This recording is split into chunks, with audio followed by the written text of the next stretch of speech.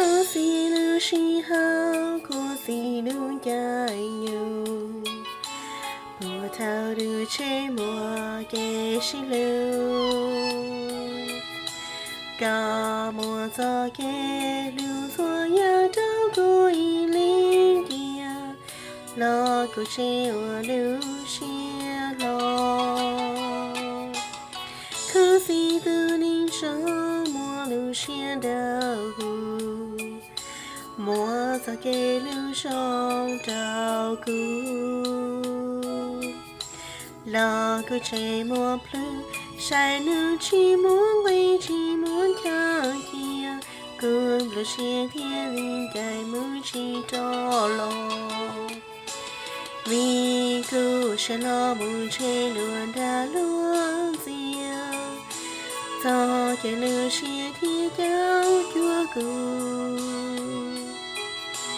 Kia xin qua hù cô mi hà ni. Lo thiên chỉ bỏ có nhỏ khó tin. Chúa bao giờ lý xuân gạo nó. Mù thiên từ nên cô lưu thiên cũng gió. Thọ nữ ra lưu chi phụ trao cô thối trong tình. Vì lưu chế nhau đau cũng drop lại.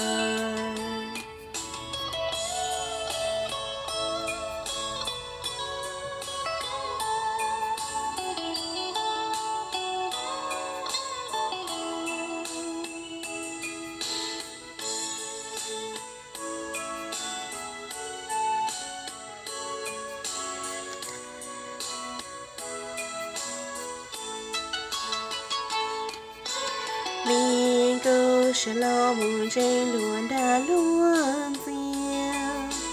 Do cái lưu xe thiên cao chúa cô.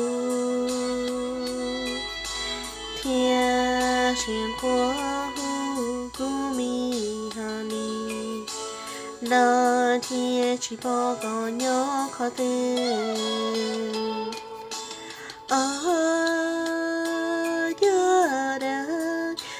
Xa lưu xuân gạo nó.